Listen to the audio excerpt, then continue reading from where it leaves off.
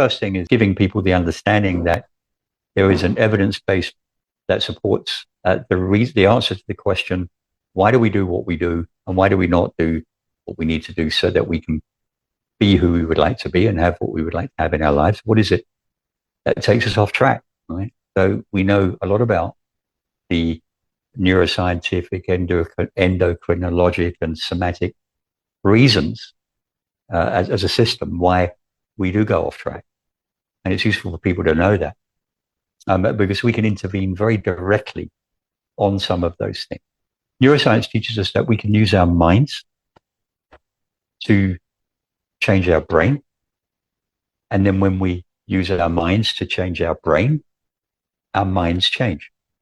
But it's using the mind to change the brain to change the mind. And that's leveraging the practice of neuroplasticity, which is the ability for the brain to change, to develop new connections, change its structure and form in a way that supports us being more adaptive and cope with situations that arise, right?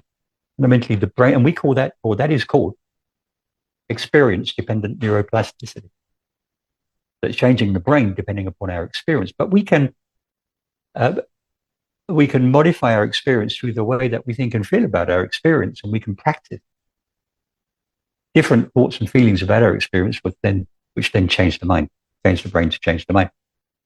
So that's kind of like the first reason. The second reason is when we know the neuroscience, and we know that the brain is able to change as a result of coaching practices, then it gives us as coaches a strong sense of self-efficacy and support for our intervention. Self-efficacy means the ability that we can set goals and we can achieve goals. When our clients also know this, they have a lot of power when they realize that their responses, well, the way that we often say it is, without wishing to offend anybody, but we often say that the mind is what the brain does.